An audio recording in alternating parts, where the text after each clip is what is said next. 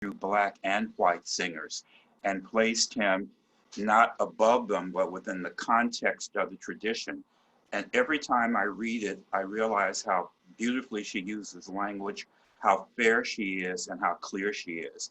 And I just find her, now she's written novels, she continues to write pieces. I just pulled her name up and saw that she wrote a piece on Meghan, the Duchess of Sussex, Meghan Markle. So I can't wait to read that, because she makes me happy just to be a reader when I read Markle Jefferson. She's great.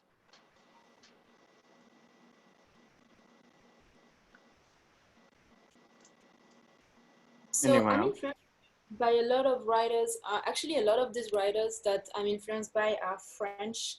And one of them, her name is Annie Ernaux. She's also translated now into English.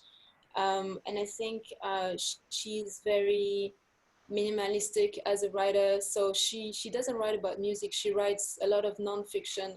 I'm very interested in what she does. I read John Didion a lot. I read Susan Sontag a lot.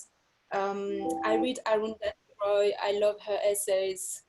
She wrote an amazing essay on the pandemic a few months ago for the Financial Times. I read Gary Giddens as well. I was very influenced by him when I started writing about music. I love my NPR editor. His name is Patrick Jaron Watananon. He's an incredible editor, but also an amazing writer. I love J.M. Coetzee, and I love Baldwin. I also love Greg Tate that Ron mentioned. And I really like this op-ed editor at the New York Times. His name is Basharat Peer. So he mostly writes about India. He doesn't write about music, but he just has a way of bringing his sources and the characters of his pieces to life that really speaks to me, almost like he was a painter. And I read the New York Review of Books a lot. So these are some of my influences, but there are so many. I love The Atlantic too. The features, the pieces in The Atlantic are very inspiring to me. It's hard. There are so many writers that I'm inspired by. Yes, I would agree. This is a nearly impossible question to answer, so which I'm sure you know. I do. I'd say, you know, and your mind goes blank. You're like, oh my gosh, who do I look up to? But I'll say for me, you know, there were a couple of, you know, pivotal writers that really inspired me with journalism. One was Timothy Krause with his book, The Boys on the Bus. So that was, you know, something that really kind of set me on the path. And I love that book and I loved his writing. I would also say, since we have a lot of music journalists, Stanley Booth, I loved. You know, he wrote a great book called The True Adventures of the Rolling Stones. It took him 10 years. He got, you know, he unfortunately got hooked on heroin during the time, but it's just a fascinating story and read, and he's a great writer. And so I really loved his book and approach, just the way that he kind of wrote. So, and then, you know, kind of some of the more typical influences, I would say, you know, Pete Hamill, when I first started out, I really enjoyed his book, The Drinking Life, and, you know, other things like that. Hemingway was a big influence. So I was such a flowery writer when I first started. And then I think he really taught me the impact of crisp, short sentences. I know that can be difficult sometimes. You know, Joan Didion, Roxane Gay, those are just a few people. So, but it's hard because I think that's the thing. The more you're reading, I find for me, the better writer you are. So, because there are so many different perspectives and people that can impact you, and we're all consuming so much news at this point that, you know, the exposure can be overwhelming sometimes, but it's great to draw from all those people. Thinking about what Anne just said reminded me that another one of my favorite writers was also a journalist, Walt Whitman. Yes. Right. Yeah. So many of the great writers. Dickens was also a journalist too. He was a court reporter, I believe. So. Wasn't Orwell a journalist as well? Who? Orwell. Orwell. I think so. Yeah. I think that's right. Yeah. Because something's ringing a bell that I could swear reading once that he was a journalist for a time. I could be wrong, but they either did journalism or like wrote for the movies to make money. Exactly. I'm going to come back because it's well, had everybody answered Michael's question? Yeah. Going back to Jonathan's question, since it was so important and so big, the word kept coming up about trust. And you all did mention, you know, I mean, we're in this moment of distrust of the media, whatever. Those of us who, like Andy, you know, we have our coffee and news in the morning. And there's this implicit trust, right? I pull up the Times and Slate and Politico and the Atlantic, and there's this immediate relationship of trust I have with these sites. What is that rooted in? This sort of collective trust, you know, those of us who believe in the news. What's the origin of that? And is it a good thing that we implicitly trust these publications? I mean, I think it is, but I'm wondering what you think. I'll try to make Does that make sense? Yeah. I don't know. Andrew, you go ahead. No, you go ahead, Emily. Actually, you know, I don't think that's a good thing, to be honest, Joseph, and I think that's an excellent question. I think the Times makes mistakes all the time, and sometimes they realize, sometimes they don't realize. I think that readers should always be critical, and I think readers should always question what they read. And journalists make mistakes all the time, editors make mistakes all the time. I recently read a story in the Times that had a lot of erroneous information because the reporter didn't do their job. And so I think that we should always have a critical eye as readers, but perhaps there are certain writers and reporters that we can trust more than others. But I would definitely be critical. And it's also good to be critical because you have to be demanding of the journalists. Readers should be as demanding as possible. And yeah, this is what I wanted to say. I agree with you, Emily. You know, I have students who question me, are you sure? I'm like, well, I think I am. I would say that my trust of journalism comes back to one person, that's Walter Cronkite. We watched the CBS Evening News every night when I was growing up. And when Cronkite died a few years ago, I was at a jazz meeting at St. Peter's Lutheran Church. And I remembered that our jazz music director had told us that he would be playing at Cronkite's funeral. And I realized it was that afternoon around the corner at St. Bartholomew. So I walked past, because in the South, you go to funerals. You grow up doing that. And as I walked past, I saw some people gathering, and I thought, I'm just going to stand here for a while because it looks like the service is about to end. And people would come by and ask us, you know, whose funeral is this? Because they saw the hearse. And you said Walter Cronkite. By the time they brought him out, there were about 50 people standing there, which was a testament to why he at one point been called the most trusted man in America. We're not in that age now, and that's not to say that he didn't make mistakes, but trust but verify. And there's some people I do trust, and if I find that they've made a mistake, I'm not afraid to acknowledge the fact, you know, that wasn't right, because we're all human beings. But the people who willfully mislead you are the ones who worry me.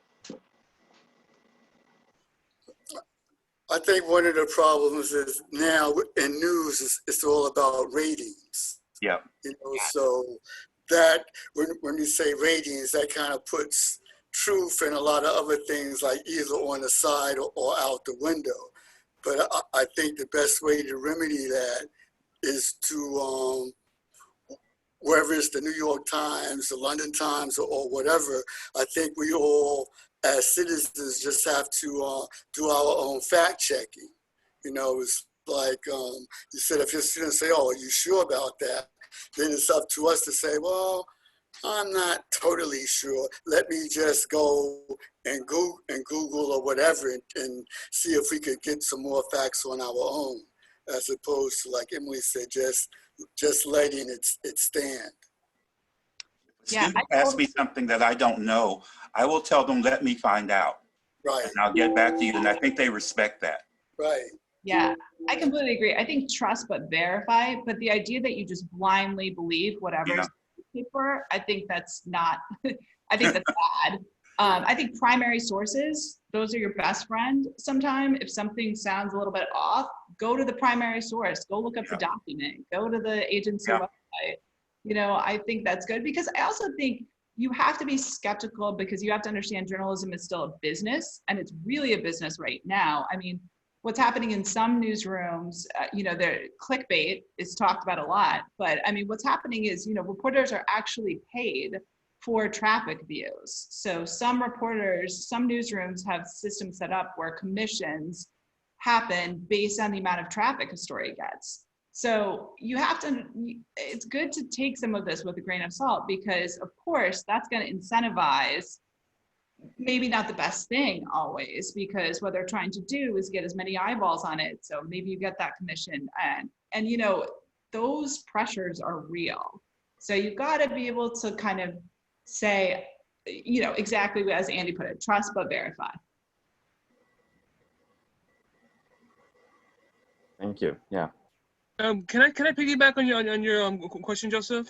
Please do.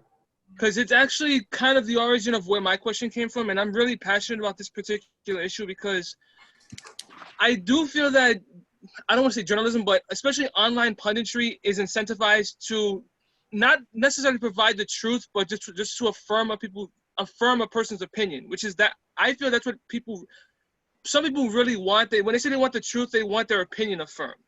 So they're going to seek outlets that just affirm their opinion.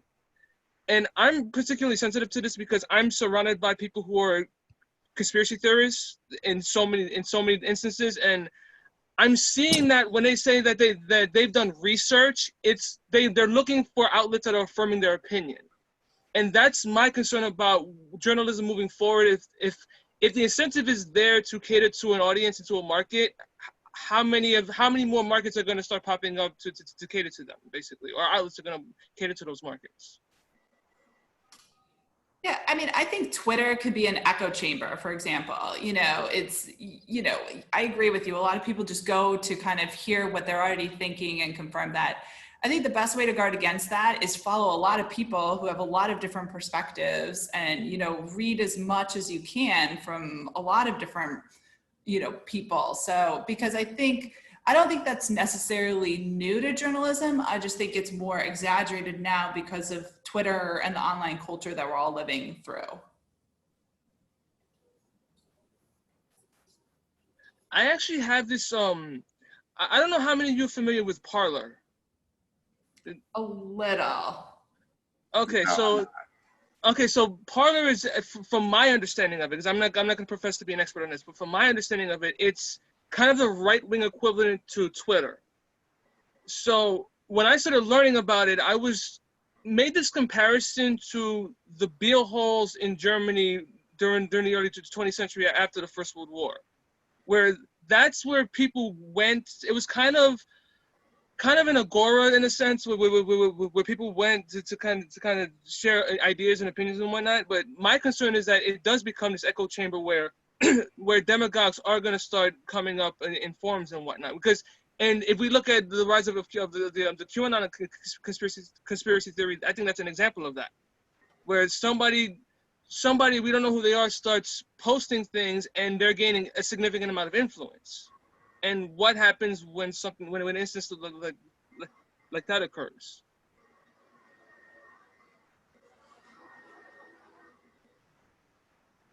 Gosh. All right, so let's all QAnon, y'all. About that, to be aware. Well, I think that, you know, when you work on a story, you do what's called triangulation. So you verify what one source told you by interviewing other sources, right? So like, I think as a consumer of information, you can do the same thing. So as Anne was saying, you have to kind of consume as much information as you can on whatever topic it is that you want to know more about. And you can do the same, you can use the same strategy, the same method of triangulation. So you kind of like find more sources about your particular question or your particular topic. So you kind of like learn more and more and you inform yourself. And so I think that after that, you can decide what is accurate, what is not accurate. I'm not sure I answered your question. It wasn't really a question. It was just kind of me sort of getting on a soapbox a little bit. Because like I said, I'm passionate about this subject. So it is something that, because again, because of certain people that I'm around, they're not, they say they want the truth and they say that they do research, but it's not really that. It's them wanting, it's like they already had the conclusion and they're looking for outlets that just could confirm it. So if you present contradicting evidence, then they'll explain it away with no, but I read here that they said the opposite. So how do you deal with somebody who basically, they're, for an example, I think the idea that we're arguing about face masks, the fact that there's even a debate about this is fascinating to me, because the fact that some people see it as a sign of fealty, I just don't understand where they're getting that from. Don't make yourself crazy. Yeah. You're a critical thinker, make your point, but you can't make people think what you think. All you can do is be thoughtful, be respectful in your comments, make your case. Then it's up to them. Yeah. Yes. I was going to say that I also think that this is I'm not a journalist, obviously, and I don't have that background, but I would say that, one of the goals of a good liberal arts education is to train people to be critical thinkers. I mean, this is why, the first English class you have to take at almost any college is one that's going to take you through how to, it looks at rhetoric, it looks at how to be a better reader, how to identify sources that are trustworthy. And so I do think that what everyone has been saying about the importance of journalists really thinking through some of these questions, absolutely true. But I think also, individuals have to educate themselves and have to, hopefully be exposed and expose themselves to that kind of, becoming that kind of reader and thinker. I mean, I think it's also, that person's responsibility. And to the extent that the educational institutions they experience can help with that, I think that's important. Yeah, I would say too, just to piggyback on that, don't be afraid of debate. Debate is a good thing. That is something that I think is a little bit worrisome about what's going on in journalism right now. And I think when there isn't room for debate, that's when conspiracy theorists really pop up, because there's this vacuum where everybody's so partisan that then there's nobody shooting it straight. There's one reporter that I really like, Mark Knoller is his name. He writes for the Washington Post. He covers the White House. He's very straight, and I think that's what people are craving again, because I think, there's so much that is politicized at this point. So I think it is about kind of following people, as other people have mentioned, and developing that trust. But I think also we have to be okay with debate. Like, we just have to. And I think, there's a lot of struggle right now in newsrooms over that idea. But, I think it can still be a good thing. So, and I think it's critical. Not that the QAnon stuff isn't scary, but I mean, this is the US. Conspiracy is baked into our genes. I'd be worried if there weren't conspiracies going. I actually have a great book that actually discusses that. Matter of fact, it's right here. So this is the history of conspiracy theories in America, basically. Oh, okay. Like you just had that line there, John. I actually, no. I'm kidding. No, seriously, I was reading this over the summer. That's why it's actually right here. Like, a lot of the stuff here was stuff I was reading over the summer. So that's why it just conveniently having to be here. But if you're interested, it's the United States of Paranoia, a Conspiracy Theory by Jesse Walker. That's the name of it. I want to amplify what Dr. Erda just said about his teachers. Really working to help students and tap into and improve their critical thinking skills. I had a student write a paper in the spring that was just full of a lot of kind of out there generalizations. And I said, okay, but show me. You're just generalizing and making blanket statements. Show me. If you show me, then we're good. But if you can't show me. And he said, well, you know, I was just kind of talking off my head. I'm like, but that's not critical thinking. Yeah.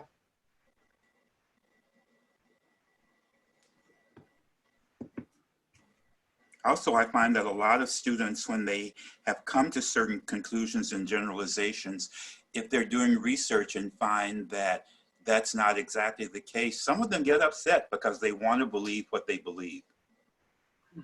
And don't bother me with the facts.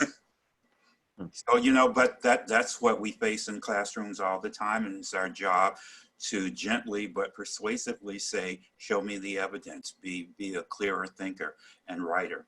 And I think that whether you're writing an essay or writing a newspaper, magazine article, critical thinking is very, very important.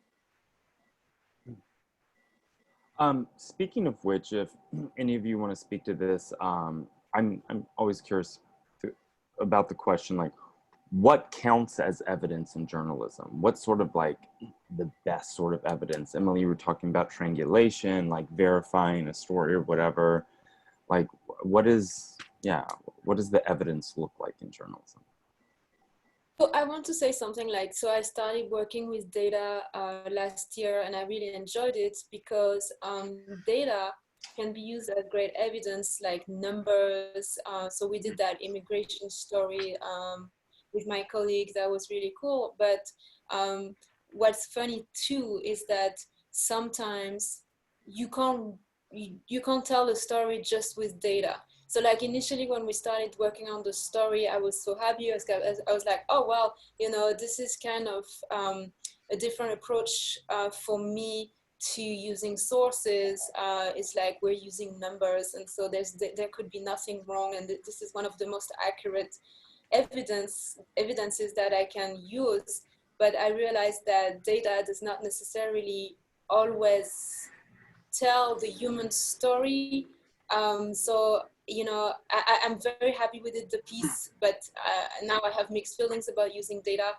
And as far as accurate evidence, I think that the more interviews you conduct, the more information you're going to have. And then, yeah, I think that documents, archives can also be very useful. I think that for me, in my experience, the more varied my sources, the higher my level of accuracy ultimately. This is what I go by. So I try to be open to all kinds of sources, whether it's interviews, whether it's books, other stories, archival documents, data. So I try to use everything I can to tell the best possible story, and I try to think outside the box. So I try to also not have a preconceived idea of what my sources are going to be for that story. And I think it's so interesting too, we keep using the word story. I mean, it is a narrative, right? That we're telling it. Well, I'm a library person. So anytime I'm doing a piece on something I need information, I go to the library. There's the TV and radio museum. I use them. Different publications dating back. Go to the library and look out different publications that will have that information, whether it's newspapers, magazines, books that someone else has written on the topic. And then of course, there's the people, you know, that are sources, but I usually go to the library first, and to other institutional research resources, and then I go to the people and just kind of compare it and put it in whatever context it's going to be, I'm going to put it in. So Yeah. it takes a while. It's a long, drawn out process. I agree. You're like part researcher, part detective as a Right. journalist. And you're also, a lot of times you're parachuting into some subjects that you don't always know about too. So, I mean, it's very important to have other people kind of backing you up or other documents. You know, we work again with a lot of primary source documents, and we do a lot of work on the Supreme Court. So, you know, you might have this idea that, you know, somebody rules one way, or maybe women don't appear before the Supreme Court very often, but it's much more powerful to say, you know, in the last 5 years, women appeared before the court 6 times versus, you know, me just saying, I have this feeling, obviously, that they are not appearing a lot. But I think Emily brings up such a great point too, which is don't decide the angle before you go into these stories. I think one thing that we always try to do is say, just, you know, start with the question and then see where the reporting leads you. Because I think that's how people get themselves into trouble sometimes, when they refuse to admit the evidence doesn't support the initial thesis. And people do get very upset about that, because it's like, no, this is what I want to say. It's like, well, you can't. So we've had to kill a lot of stories because of that, because it's, you know, something where it's just a danger that you have to watch out for. So, but it's a good thing. You don't want to publish something that isn't actually supported by the facts. Right. Yeah, I think that you have to be open to surprises. And actually on that topic, I also want to add that we want to be as objective as we can, but it doesn't mean we have to be neutral necessarily. So I think that objectivity doesn't necessarily equate with neutrality, even though we're trying to use the best possible evidence. It doesn't mean we have to be neutral at the end of the day.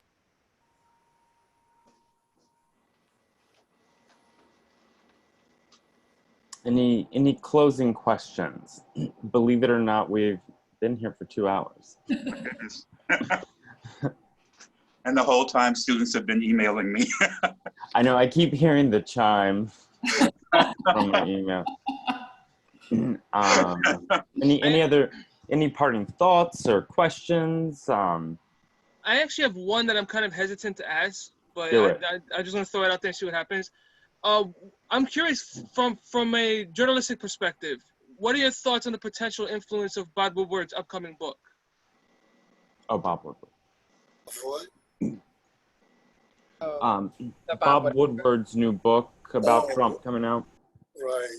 One of the things I see from what I've seen yesterday is that, as they say on The Real Housewives, he's got receipts. I love any Housewives reference, Andy, so I'm in. Yeah, your sister and I discussed this a lot. You know what? You know how to play to this audience, so. I mean, that's a good question. I mean, it's now a genre, right? The Trump book, right? That comes out. Some of it's by family members, some of it's by journalists. What do you think about this genre? I think the danger with it is it just becomes noise. I think people are tuning it out because at a certain point, everything is a bombshell, right? It's like you just have fatigue. Right. And then, you know, some of these have not totally panned out, or they've panned out in certain ways, but not others. So I just think it's all of a piece that, you know, at a certain point, if people stop believing you, then that's it, you know? And I'm not talking about the diehard partisans. I'm talking about the people that are maybe not somewhere in the middle, who are just kind of tired of every day being hit with it. Even if it's legitimate, it's like the boy who cried wolf. Then when something really legitimate happens, you know, it may just be too late for people to really plug in, so. I just have 3 words: vote, vote, vote. In the South, they used to say vote early and vote often. but we don't do that last part. Oh my God. That's right. Yeah. I know Rachel Maddow, not that she's a journalist. She's more on that sliding scale of punditry that you were talking about, Jonathan. But she has just taken the bait. She's just been doing interview. Mary Trump, Michael Cohen last night or a couple days ago. It was like, you're just like, I don't. This just seems like Sally Jesse Raphael at this point. She needs better glasses, though. Oh, speaking of which, Sally Jesse. We'll know for sure. Yes, I like your glasses. No, I do like Sally Jesse Raphael for what she was. Yeah. That was that whole moment I loved. But anyway, all right. Well, I want to say thank you for all of you, to all of you for coming. Maybe when we're back on campus, we can bring you on and we can do this in person. I would love to do that. So thank you. Yeah. Thank you so much. And I will circulate the video is in 2 chunks. It stopped recording, so there's 2 videos, and I'll make sure I send those out to students. And if you don't mind, maybe your emails as well if students have questions. That's fine. Thank you all so much. This was so just wonderful to listen to, and as a non-journalist, it was very interesting to hear all of your thoughts. So I really appreciate it on behalf of our department. Thank you. Thank you so much. Thanks. And one last private thing, Michael. Do you want to? Well, and actually, in anyone that wants to discuss English Club, can you give me 5? And we reconvene at like 2:07. I just need some water. Okay. Okay. And let's just use the same link. Jonathan, Crystal, Shakira, if any of you want to hop back on the link in like 7-8 minutes. How about that? All right. Yeah, we just need to touch base. So anyway, thank you all. Okay, thanks a lot. Thank you, everyone. Thank you all again. Take care. Bye. Bye. Back in about 7 minutes, Joe. All right, sounds good. Bye. Bye.